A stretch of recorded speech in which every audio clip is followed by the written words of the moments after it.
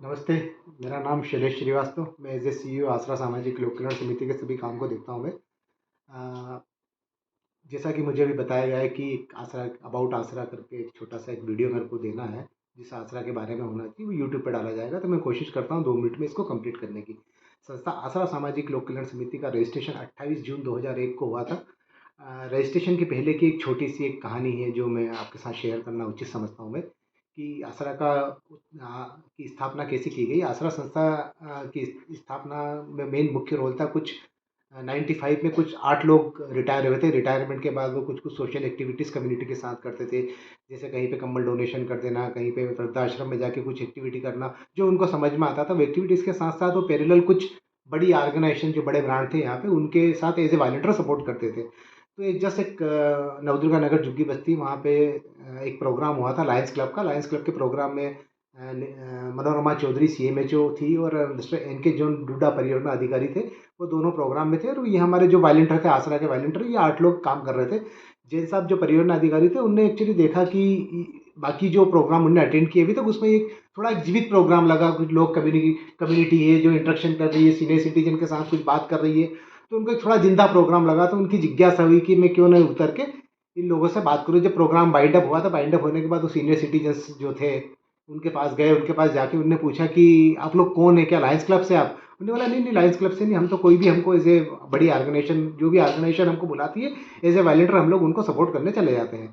तो उन्होंने सजेशन दिया कि आप क्यों, आप डिफरेंट डिफरेंट बैनर के नीचे काम करते हैं, आपका खुद का एक बैनर डिज़ाइन करें। उन्होंने बैनर डिज़ाइन करने की प्रोसेस समझाई कि आप लोग जाएँ फॉर्मल सोसाइटी में रजिस्ट्रेशन करें। रजिस्ट्रेशन करने के बाद वहाँ पे आपका खुद का एक बैनर बना है, उस बैनर के नीचे आप लोग काम करें। इन सबको 8 लोगों को ये बात जम गई। उन्होंने प्रोसेस समझी। मिस्टर जैन ने उनको पूरी प्रोसेस बताई। प्रोसेस बताने के बाद उन्होंने एक जो क्लरिकल बंदा था, उसका नंबर भी दिया। इनने उससे डॉक्यूमेंट लिए। डॉक्यूमेंट लेने के बाद इन्होंने रजिस्ट्रेशन की प्रोसेस कंप्लीट की।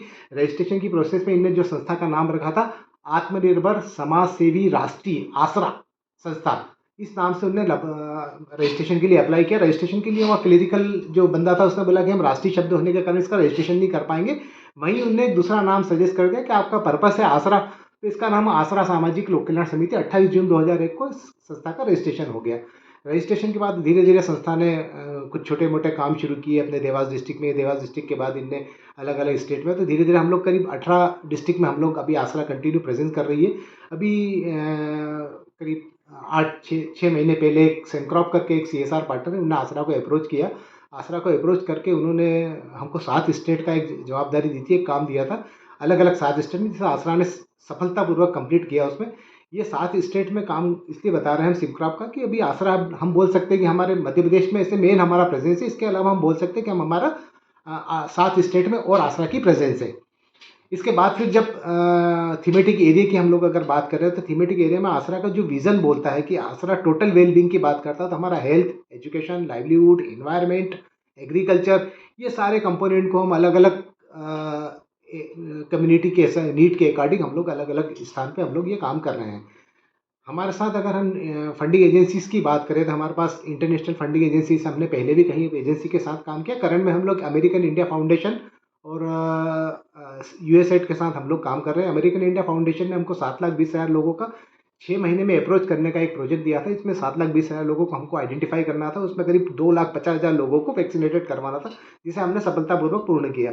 इसी प्रकार यूएसएड के साथ हम कोविड वैक्सीन रूटीन इम्यूनाइजेशन में हम लोग काम कर रहे हैं अभी हम यूएसएड के साथ।